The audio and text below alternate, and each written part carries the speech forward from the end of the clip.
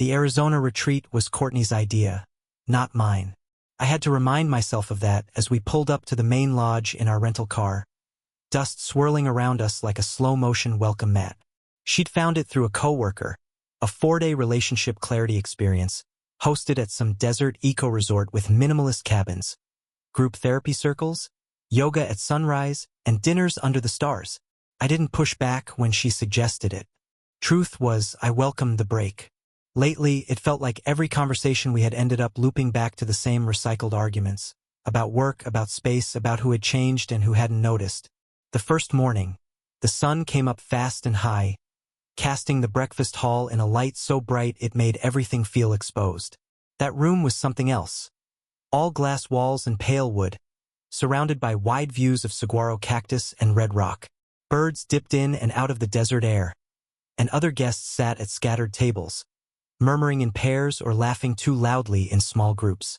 It felt surreal, like stepping onto the set of someone else's quiet, curated life. Courtney looked rested, maybe even happy. She wore a cream-colored dress that swayed when she walked, and her hair was pulled back in that effortless way that only seemed to happen when she was surrounded by strangers. She leaned across the table to pour me coffee, and that's when I saw it. The brooch. Small but striking. Gold. Shaped like an orchid in full bloom, with a green gemstone nestled in its center like a drop of morning dew.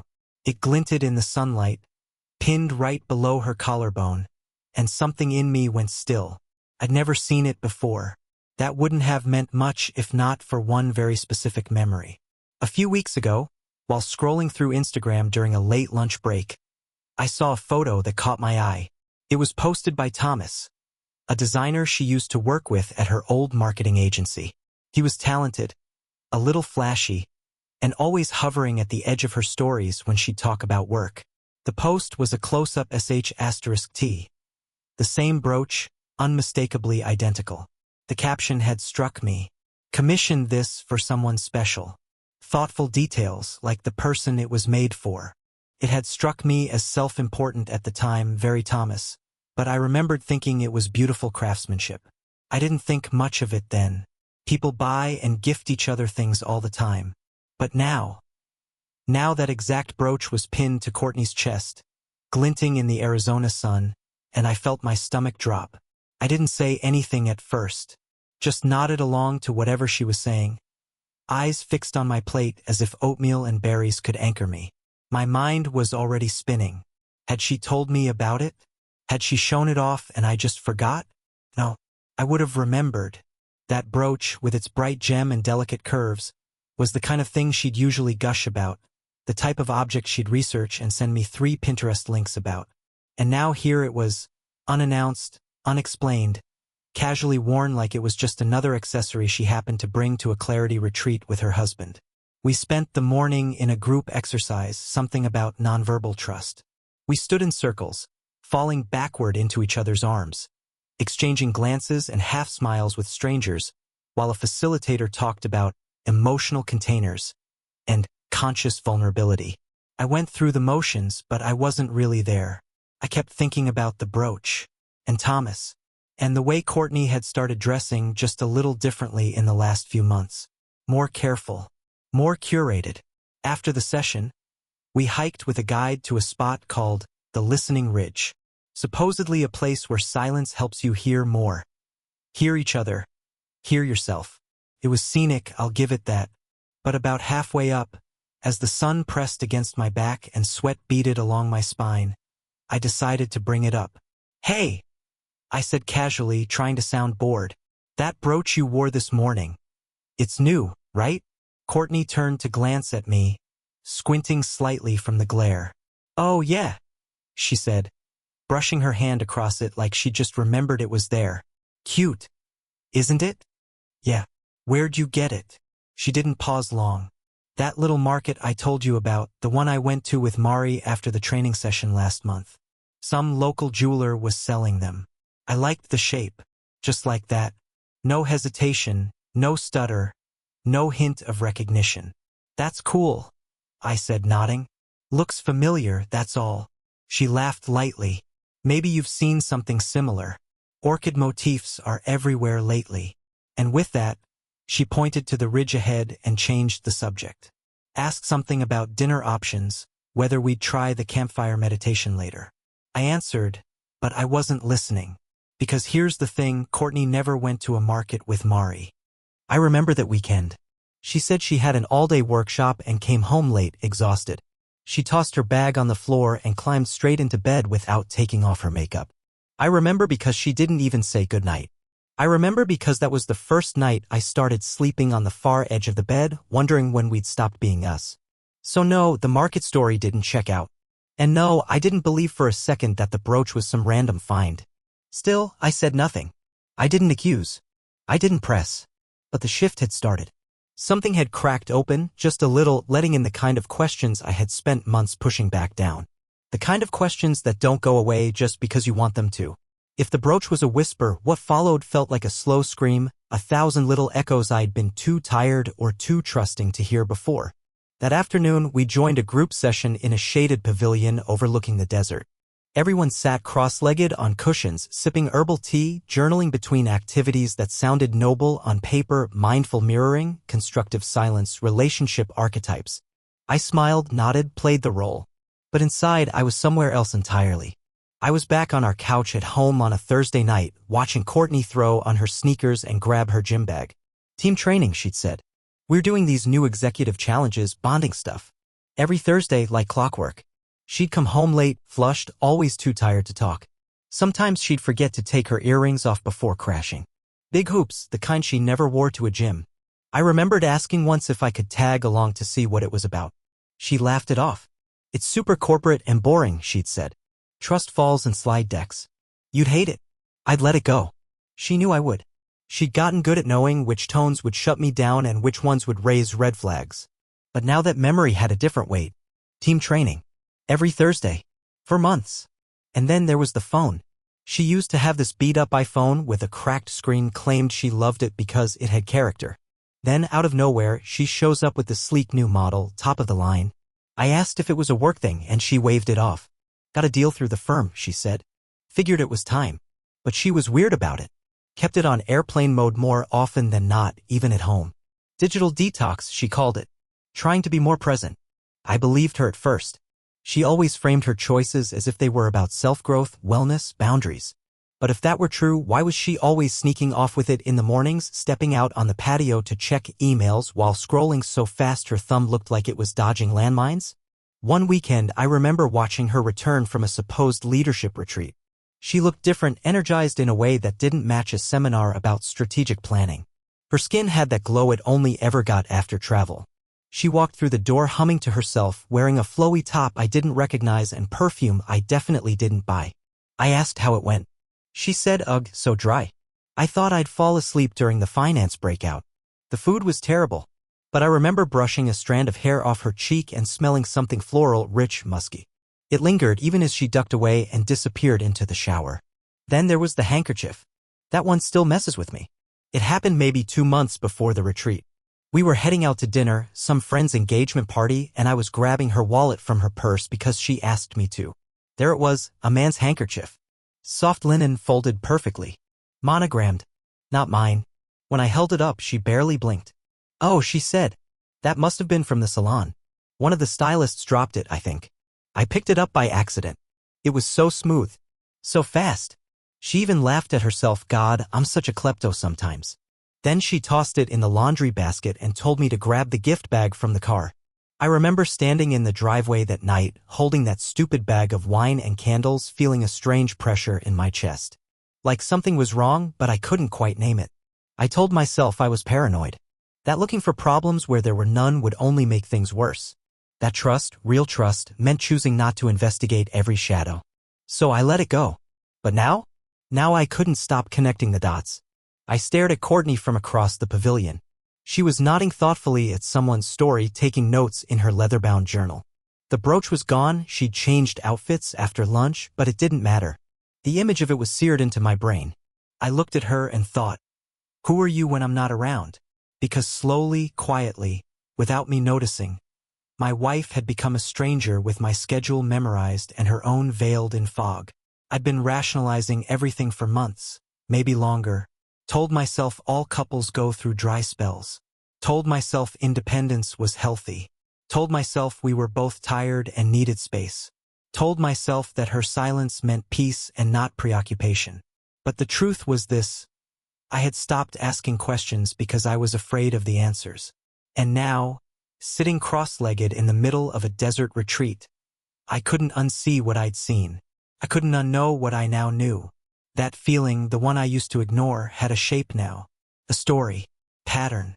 Courtney hadn't just pulled away. She'd built an entire life in parallel. Just enough off-center that I couldn't quite reach it. I thought about our last anniversary.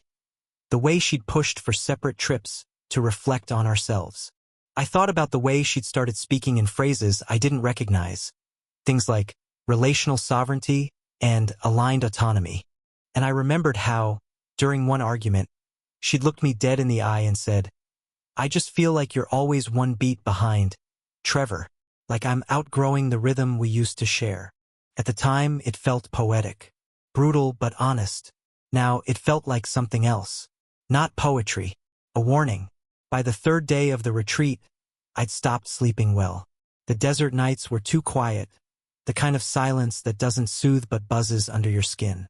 I'd lie awake in our little cabin, watching Courtney's back rise and fall as she slept beside me. She looked peaceful, innocent, but I couldn't stop staring at the space between us, at the way it seemed to widen even with her just inches away. That morning, the staff handed out envelopes after breakfast, a group bonding surprise. They said with all the forced cheer of camp counselors. Inside were printed **TS taken during the retreat's first few days. Candid photos from the trust walks, the sunset hikes, the group circles. Moments of shared growth, the facilitator called them. I sat down on a stone bench near the edge of the property to flip through mine. Most were harmless. Me squinting into the sun. A blurry **T of Courtney talking to someone by the juice bar. A group **T of us doing the mirror exercise, palms held up against strangers. Then I turned to the next photo, and everything inside me went cold. It was a picture of Courtney and Thomas, the same Thomas from her old job. The same Thomas who had posted the photo of that damn brooch. I hadn't seen him at the retreat until that moment. Or maybe I had and just hadn't recognized him out of context. Either way, there they were. Courtney stood next to him in a shady corner by the meditation trail. Her body angled toward him, one hand behind his waist. Not on it, behind it, fingers curved just enough to suggest contact. *mate contact. *mate. He wasn't touching her, not exactly, but he was leaning in, his head tilted toward hers in a way that didn't belong in any group setting I knew. I blinked, looked at the photo again. There was no mistaking the familiarity in her posture. No way to rationalize the touch as accidental. I flipped to the next picture, heart pounding. It was the two of them again, this time indoors. A hallway near the shared library. Courtney's hand was on his neck. Light like a whisper but deliberate. She wasn't laughing, wasn't reacting to a joke or bumping into him. She was looking at him with a softness I hadn't seen aimed in my direction in months. The timestamp on the corner of the photo hit me like a punch. 2:12 p.m. That was the day she claimed to have had a migraine and spent the afternoon resting in our cabin. She'd asked me to go on the group trail walk without her, saying she needed quiet and a dark room. I'd brought her ginger tea that evening. She'd thanked me with a weak smile and said, "You're sweet to check on me." I felt like an idiot. I stared at the photo again, rage pressing behind my ribs like a scream that had no exit. It wasn't just the hand or the timestamp or the lie. It was the look on her face. Not guilt, not surprise, just familiarity, as if this wasn't a first.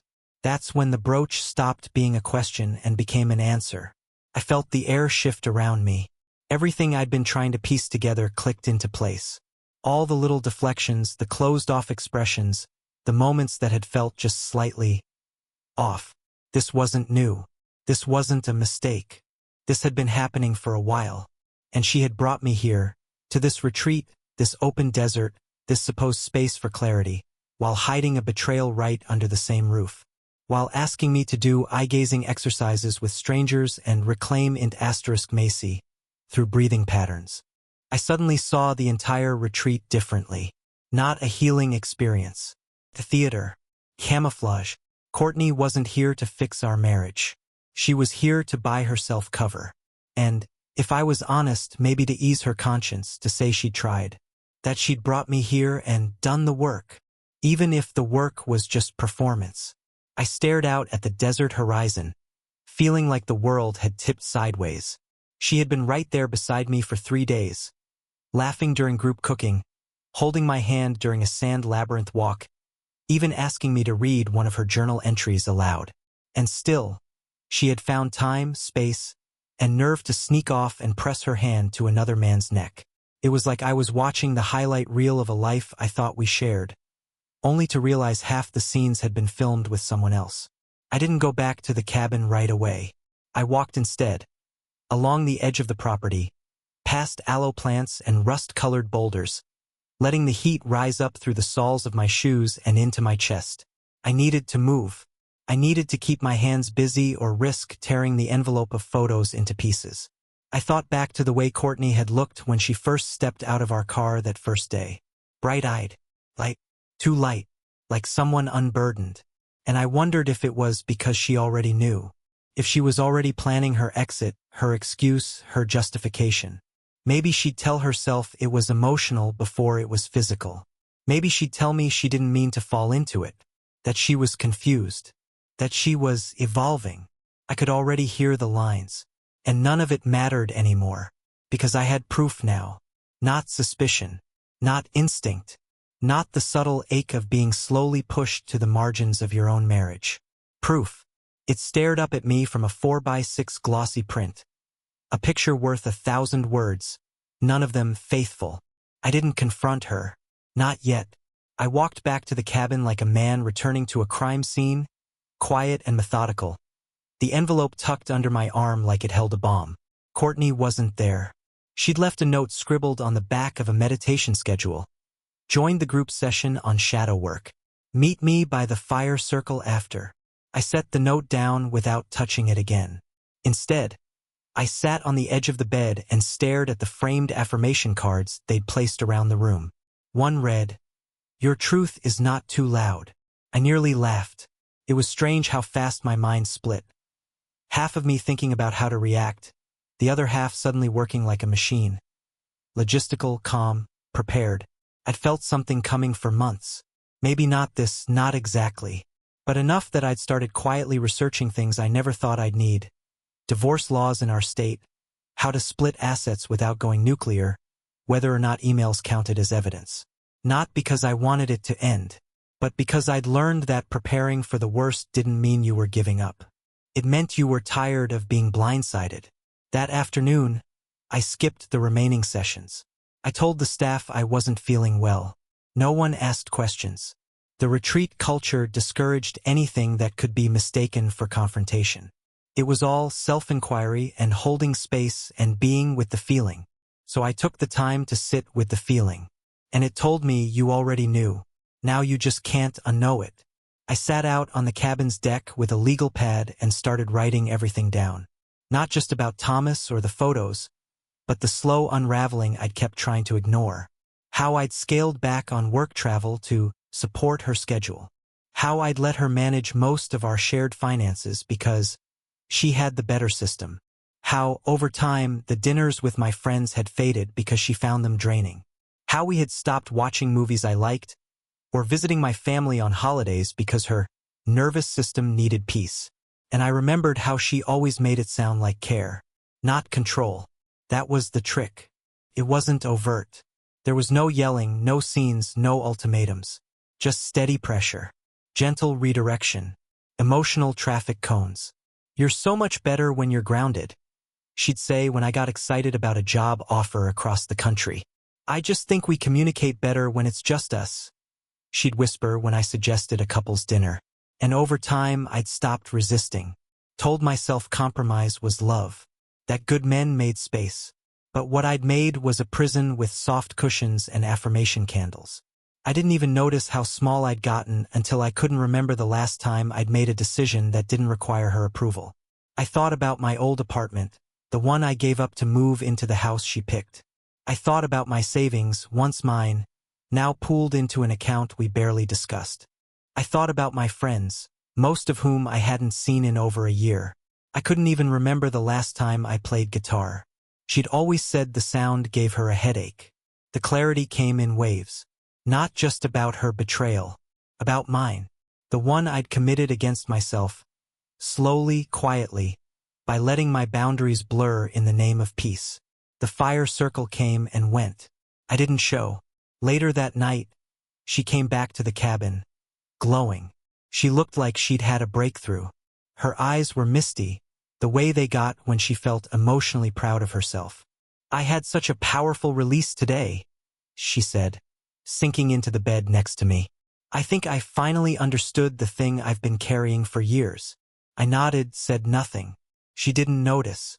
She was already journaling it out. The next day, during breakfast, I sent a message to the attorney whose number I'd kept saved under a fake name in my phone. We'd had one consultation months ago when things first started to feel off. I'd called it information gathering. Now it felt more like coming home. He replied within the hour. We set a time for the following week. No drama, he promised. Quiet moves. Legal boundaries. Financial safety. That morning, we were assigned to vision boarding. Courtney sat beside me, cutting out photos from magazines, images of eucalyptus baths and mountaintop retreats and chic, modern homes. She pasted a quote at the top of hers. "Radical honesty is the new self-love." I watched her press the glue stick down and thought, you don't even know what honesty is anymore. But I said nothing. Not yet. That night, while she slept, I opened our shared laptop and transferred copies of the photos from the envelope onto a private drive. I scanned old emails, bank records, the lease documents. Most of it I already knew by heart. The house we lived in, titled under my name. Courtney had signed the transfer 2 years ago during a refinance she didn't fully read. Her trust in me still intact then. The accounts? Easy to reroute. I kept a separate fund just in case. Labeled it studio renovation. Told her it was for building out the garage into an art space she never started.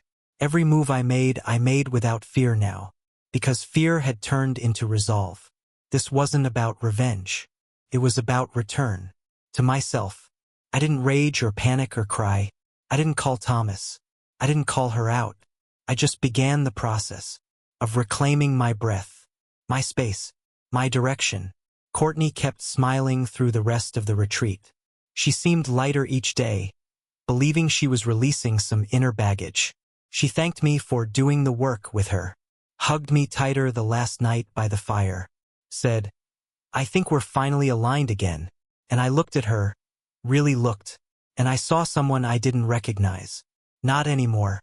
2 days before the retreat ended, we attended a lunch hosted by one of Courtney's former colleagues, a woman named Alana, someone I barely remembered but who had clearly kept in touch.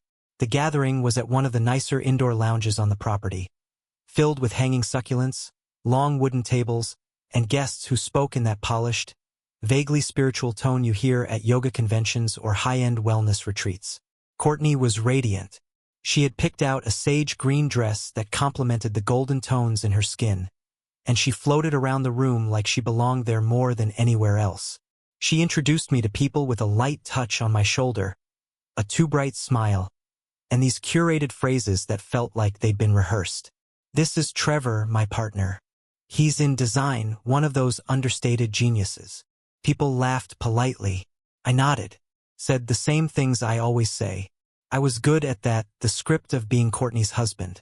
She had always had a talent for tailoring me to fit the moment. At some point during the second course, the conversation at our end of the table shifted toward relationships. A woman across from us, recently divorced, shared a story about her ex-husband's lack of emotional fluency. She framed it as a lesson. You have to teach people how to love you, or they love you the way they know, which isn't always right. Courtney jumped in, nodding with that knowing expression she reserved for the deeply enlightened. "I totally get that," she said, swirling her glass of sparkling water. "Honestly, it took me years to get Trevor to understand my needs. He just wasn't raised with emotional nuance, you know?" I froze. The words weren't sharp. They were soft, calm, like she was speaking about me as one might a well-meaning but simple pet. There was no venom in her tone, just detachment, like she was sharing a fond frustration with her tribe. And somehow that made it worse. People around the table smiled, chuckled, nodded in sympathy. I kept my face neutral. She kept going. I used to think love meant compromise, she said, but it doesn't. It means expansion. And expansion requires clarity. So I had to get really clear with Trevor about what I could and couldn't carry for him. There it was again, the subtle reframe. Not we had challenges. Not we grew together. She had evolved. I had required recalibration. I looked around and wondered, did anyone else hear what I heard? Or had I spent so long being polite that I'd trained even strangers to accept her version of me? That moment, more than the photos, more than the brooch, more than the lies, that was the one that finally pierced whatever part of me had still been clinging to hope.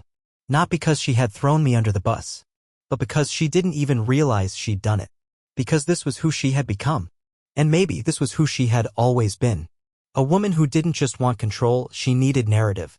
She needed a version of our life that made her look like the empowered one, the wise one, the one who outgrew the weight of a well-meaning man who hadn't done enough inner work. I smiled through dessert. I thanked Alana for the invitation. I helped clear plates and made polite jokes when the room quieted. Courtney leaned into me once, laughing at something someone said, and whispered, "See? We're doing better already." I nodded, kissed her temple. That night, I initiated the final steps. I emailed my lawyer the necessary confirmation to start proceedings. I reviewed the digital folder I'd been curating with financial documents, *TS, the timestamped photos. Not because I needed ammunition, but because I wasn't walking into this next part of my life unarmed. 1 week later, I left. No warning. No long conversation. No confrontation. I waited until she was on a weekend trip with friends or maybe Thomas. It didn't matter anymore. I packed what I needed. Everything else stayed behind.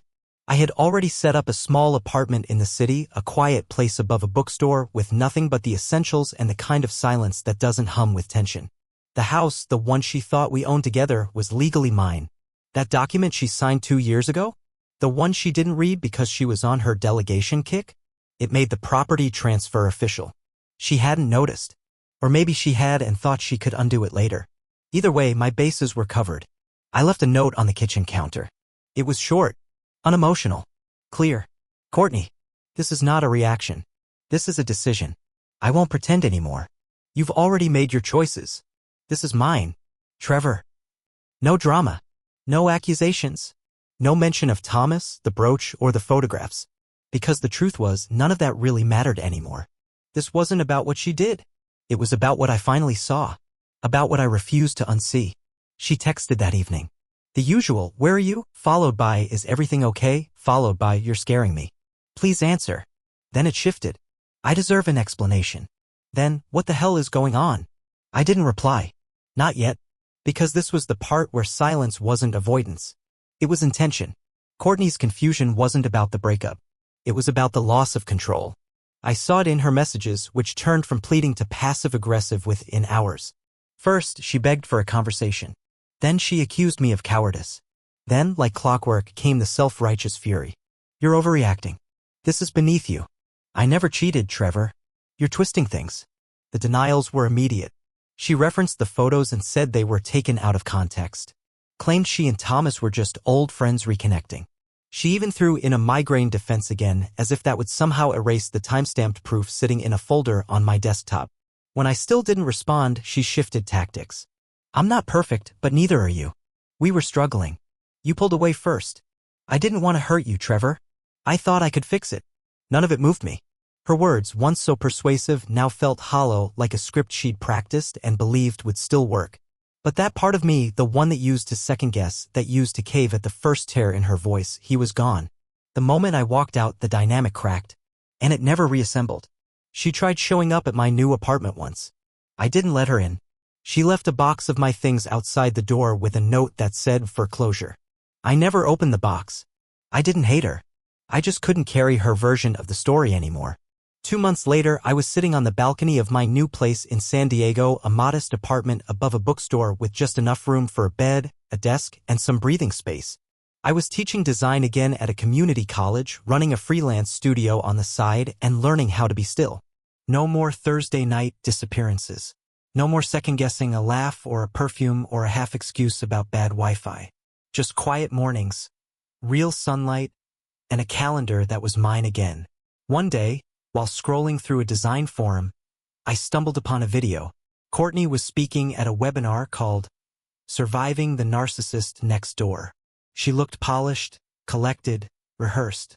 She spoke about emotional neglect, gaslighting, and how she'd lost herself in a controlling relationship.